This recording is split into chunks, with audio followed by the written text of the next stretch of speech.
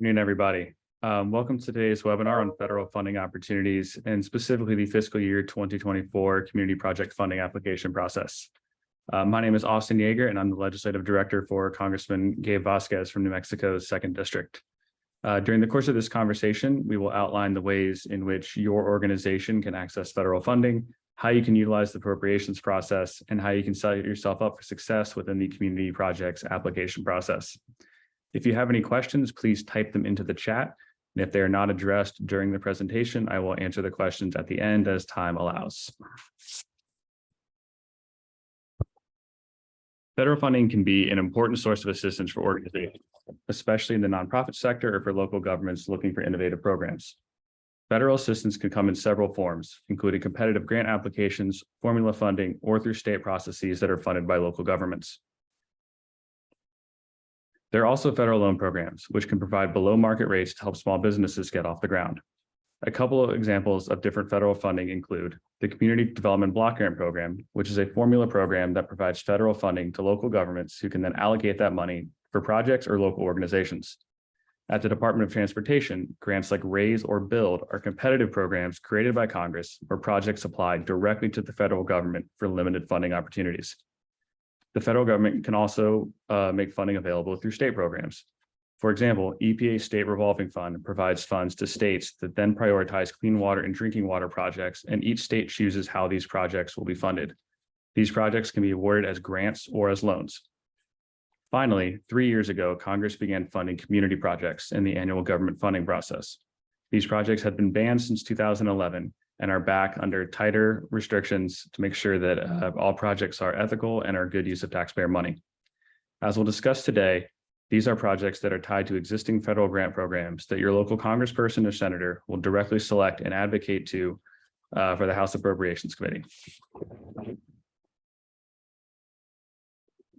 So what is the annual appropriations process? Under the U.S. Constitution, the federal government cannot spend money without direction from Congress. Under that responsibility, Congress appropriates funding to federal agencies on an annual basis. The fiscal year runs each year from October 1st to September 30th, so Congress must appropriate funding each year by September 30th. Often, Congress has to pass continuing resolutions which continue funding levels at the current year until the next year's bill becomes law. To write these appropriations bills, there's a defined annual process that begins with the release of the president's budget. President Biden released his FY24 budget yesterday, kicking off this process for FY24. Next, members of Congress will submit their requests for how the government should spend money to the House Appropriations Committee. And these committee will then consider these requests and ultimately write the appropriations bills. We'll cover the types of requests that members can make in the next slide. Federal appropriators are split into 12 individual bills that are generally grouped by policy area and together fund the entire federal government. Once these bills are written, the House will vote on them, usually in June or July of each year, and the Senate runs a parallel process, and any differences between these bills must be resolved in order to become law. Typically, the final law is comprised of all 12 bills combined into one, commonly referred to as a. There are three main types of requests that members of Congress can make to the Appropriations Committee. First are what is known as programmatic requests. These are requests for funding levels for departments, agencies, accounts, or programs. On this slide, you can see a description of last year's Agricultural Rural Development FDA and related agencies bill.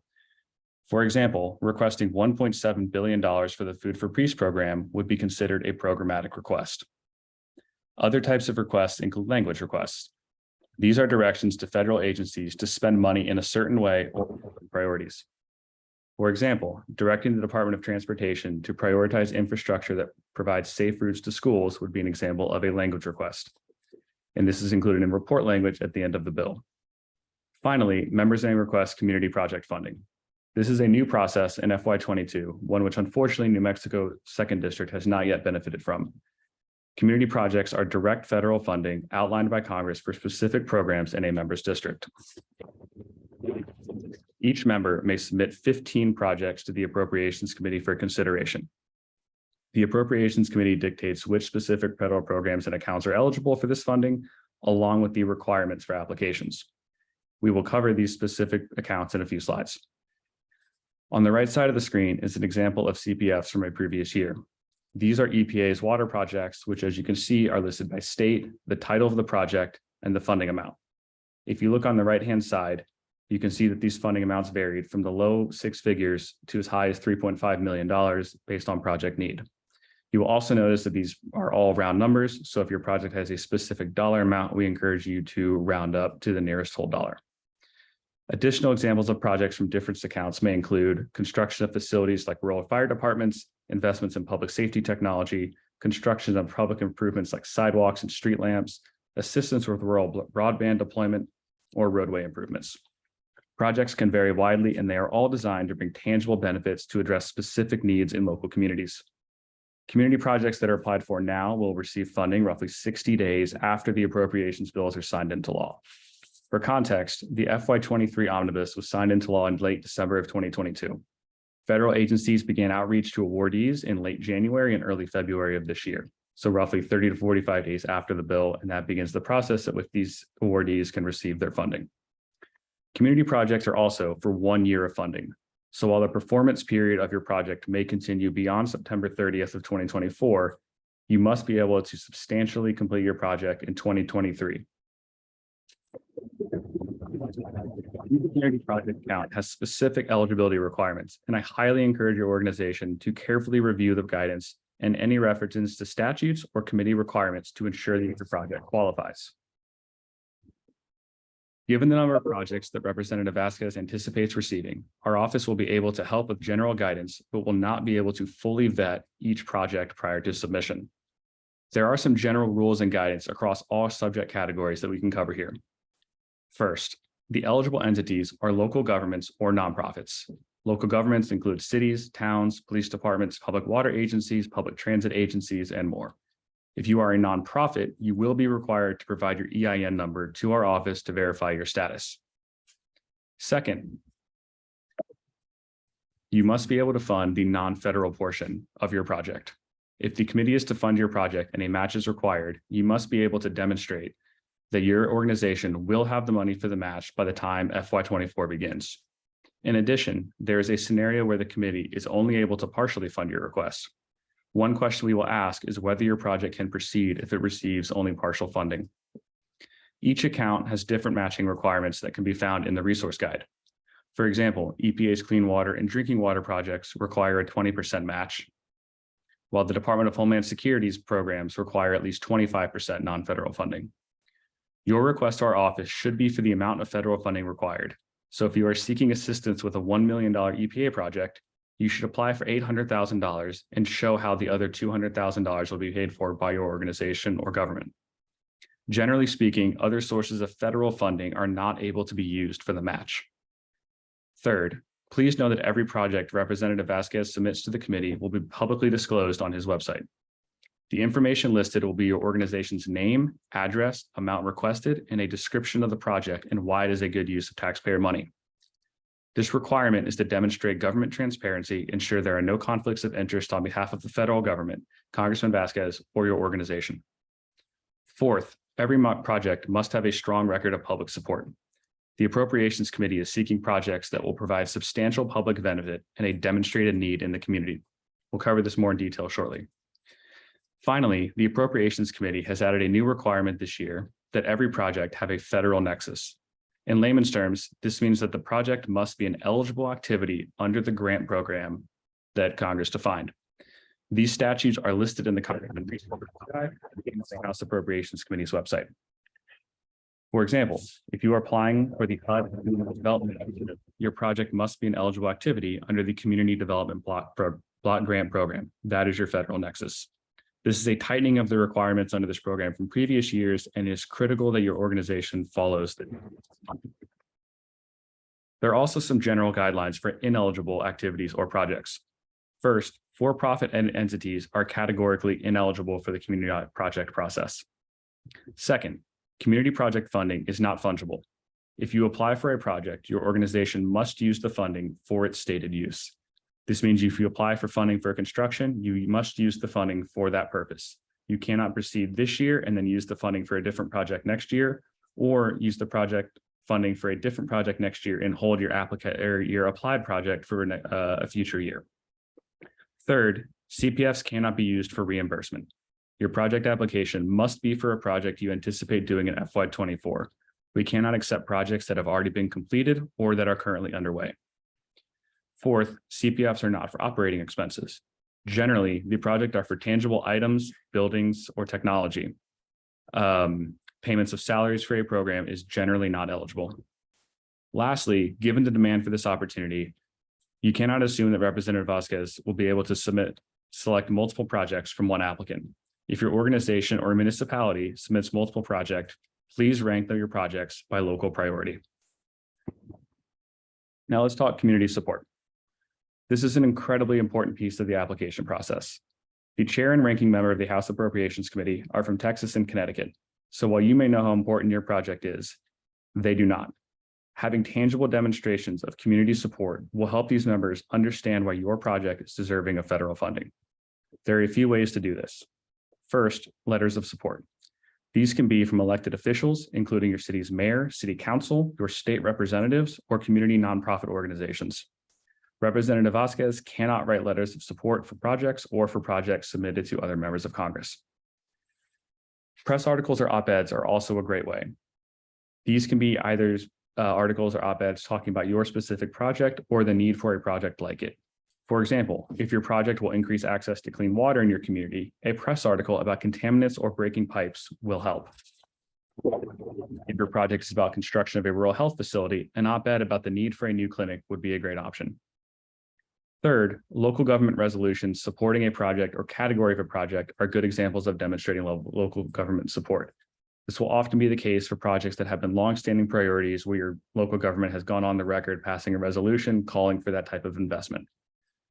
Fourth, official government documents are required by several accounts and will help with project support.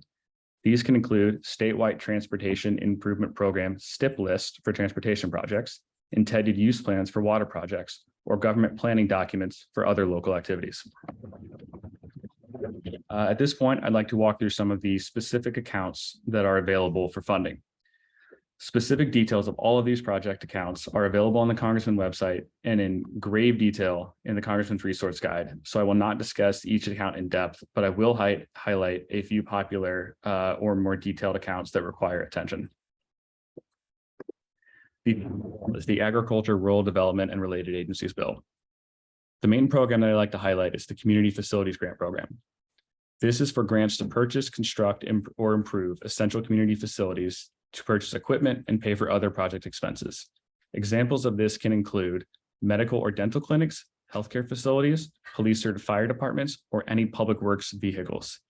The key to this account is that projects must serve a rural area, which is defined as including a city, village, township, or tribal land with no more than 20,000 residents. This is the only account in fiscal year 24 where healthcare facilities are eligible and would be a priority area for the Congressman. Secondly, I want to flag the Distance Learning and Telemedicine Program. This is grants that may be used for audio and video equipment, broadband facilities that support distance learning or telemedicine, computer hardware and software, and the acquisition of instructional programming.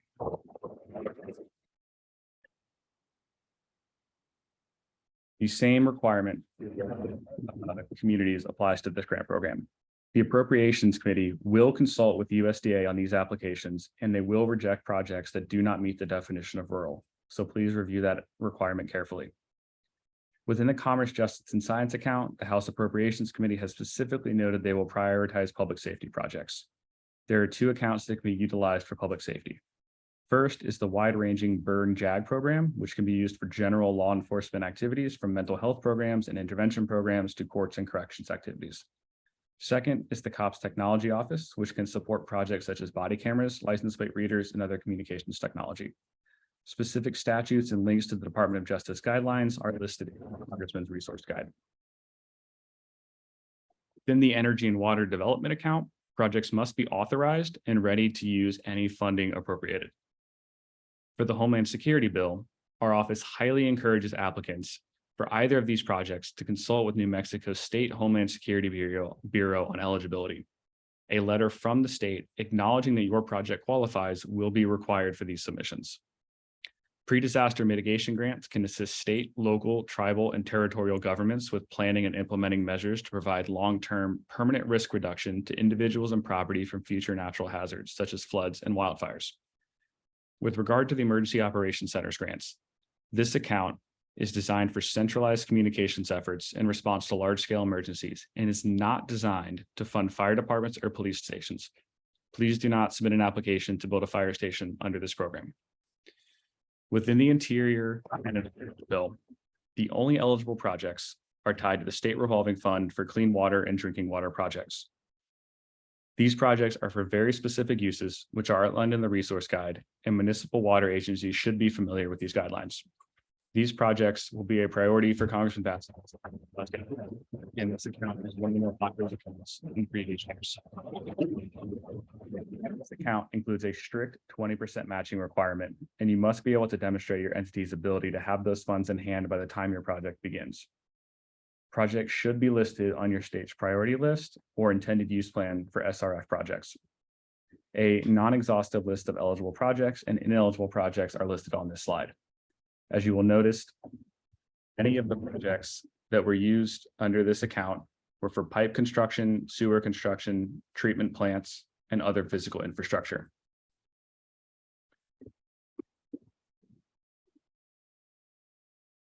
Unfortunately for fiscal year 24, the majority party has made the decision that the Labor, Health and Human Services, and Education bill would be ineligible for community projects.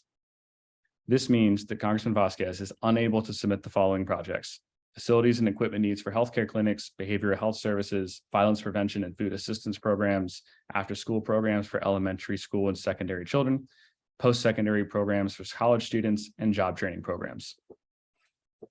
With regard to military construction programs, if any military entities are on this briefing, please contact our office separately to discuss these MilCon projects. The first key program within the Department of Transportation bill is for transit and highway infrastructure projects. Eligible transit projects can include acquiring equipment or construction facilities to be used in public transportation, bus rehabilitation, or walkways, bike or pedestrian access, or renovation of facilities, and more. The specific statute is listed in the resource guide. And the second major category would be highway projects. These can be highways, bridges, tunnels, truck parking facilities, specific border infrastructure projects, safety barriers, bridge nets, and some recreational trail projects. Across both of these accounts, all projects are subject to federal requirements, such as Buy America and the environmental reviews. There are cost share requirements, which include about 20% for transit and on a sliding scale for the highway infrastructure projects. In addition, it is highly encouraged that these projects are listed on the STIP or TIP list for your state or local government.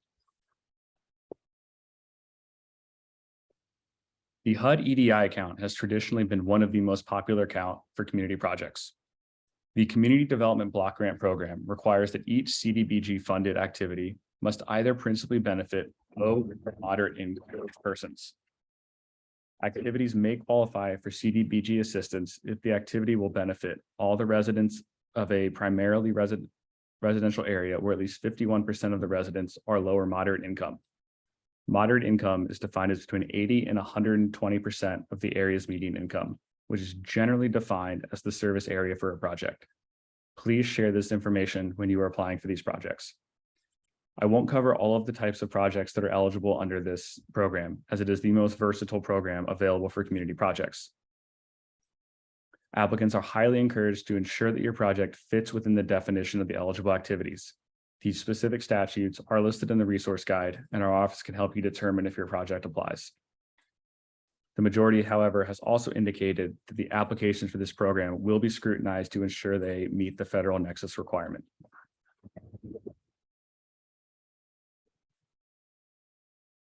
Congressman Vasquez's office is here to help your applications be successful. Representative Vasquez will only submit high-quality projects with defined benefits to the community that meet all the requirements of the Appropriations Committee.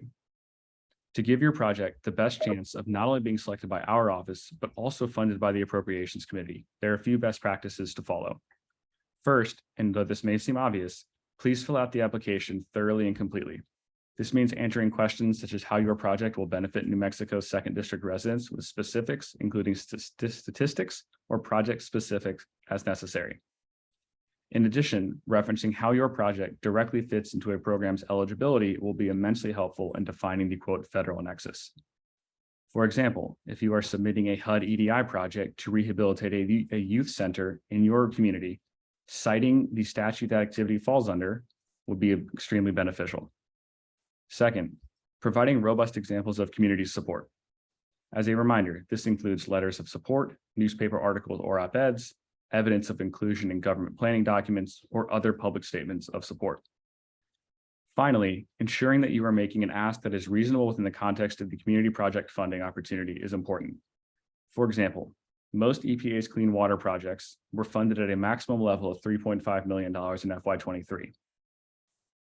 Submitting a project to us for $8 million is unlikely to be selected, and likewise, a project for $15,000 will also not be highly ranked. If you can find these projects in previous years' Appropriations Committee's reports, and I'm happy to help you find that information if you cannot. The deadline also for submissions to Congressman Vasquez is March 17th at 5 p.m. At this point, I'd like to cover some of the most frequently asked questions about community projects. First, does my project have to meet all the requirements? The short answer is yes. As I mentioned before, you are not only applying for these projects to Congressman Vasquez, but then Congressman Vasquez is applying to these projects to the Appropriations Committee. So in order to ensure that all 15 of the Congressman projects are ultimately funded, the staff here will be looking to make sure that projects meet all of the requirements outlaid in the guidelines. What if I don't have the matching funds yet? As we've discussed earlier, matching funds do not have to be in hand now, but do have to be available by the time your project starts. And there are various ways to show that your organization or your local government can do the funding, whether it's additional revenue you anticipate having, future year's budget, and we can talk through those options. Should I submit my projects to my senators? The answer is yes. On the House side of things, projects should be submitted in the congressional districts that you are represented by, but senators have fewer restrictions in the number of projects they can submit and obviously represent the whole state. And we encourage all of you to submit to both your Senate and House representatives to give your projects the best chance of ultimately making it across the finish line. How much funding should I request? There are two ways to look at this answer. First, as I mentioned earlier, please request funding amounts that are reasonable within the context of community projects. Many of the guidelines in the resource guide will list the average funding amount for last year's projects. And so that will give you a guideline of roughly how much is appropriate to ask for. Secondly, please make sure that the amount you are requesting is the amount that your organization can use in FY24. If you are looking at, for example, a large-scale housing renovation project that is going to take 5 years, you should request the amount of funding that your organization can utilize in FY24. So break that project into several segments and apply for one segment of the project that you can focus on next year. When will I receive this funding? As mentioned earlier, the funding will generally be available to organizations 60 to 90 days following the appropriations bills being signed into law. Last year, the bill was signed into law on December 23rd, and agencies began outreach in late January and early February. And the final frequently asked question is the deadline a hard deadline? Yes, it is. The Appropriations Committee has set a hard deadline for members to submit their questions. And so in order to meet those deadlines, our application period will close on March 17th at 5 p.m. Mountain Time.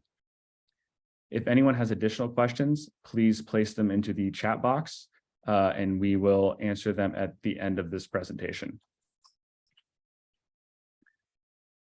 I do see one question in the chat confirming that job training programs cannot be funded. Unfortunately, that is correct under the Labor H account.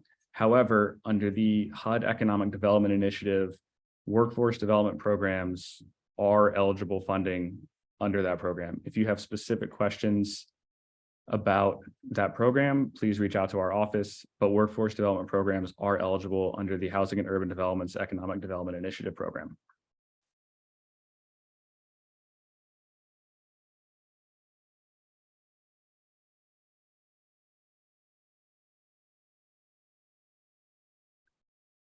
In addition to the community projects process, Congressman Vasquez's office is here to help your organizations with federal fundings across the federal government.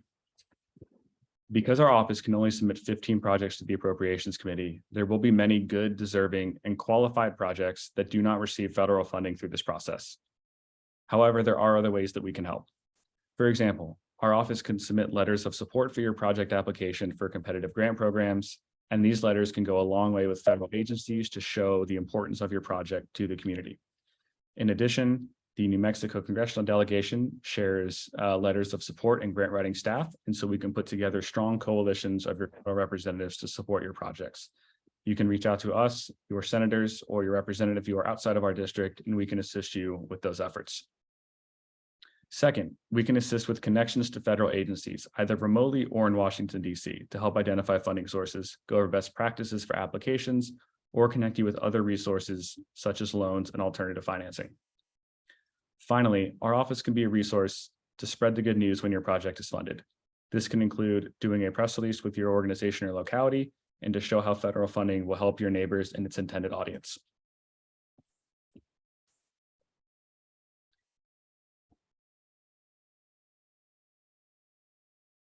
I'm going to go ahead and leave this slide up a second while we answer some of the questions in the chat.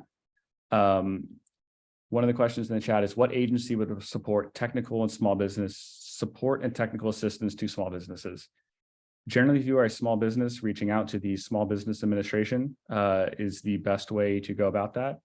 They are experts in all things small business that can help identify the types of programs that are right for you, that are right for your business, and what type of loans or other federal assistance can help you. If you need contact for that information, you can reach out to our office.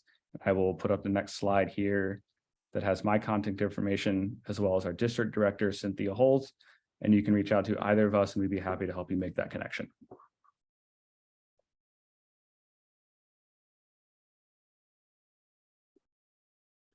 At this point, that concludes our presentation on the FY24 community projects process and the FY24 appropriations process.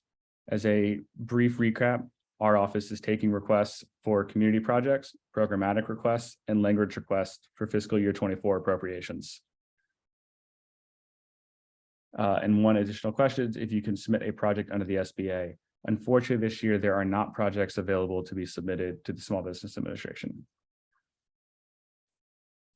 If you have any additional questions following today's presentation, please send me an email at austin.yeager@mail.house.gov. In addition, all of this information in greater detail, including the Congressman's resource guide, application information, and supplemental questions are available at vasquez.house.gov/services/FY24 appropriations requests. You can find this information by going to the Congressman's website, clicking on the services tab, and there's where you'll find FY24 appropriations. I'm seeing one additional question regarding the Minority Business Development Agency.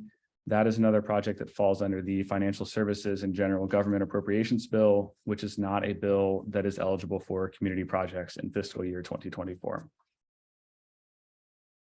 Thank you all so much for your participation in today's webinar. And once again, please reach out if we can be of assistance in your application process this year. And we are really looking forward to bringing home some great projects for New Mexico's 2nd District. Thank you.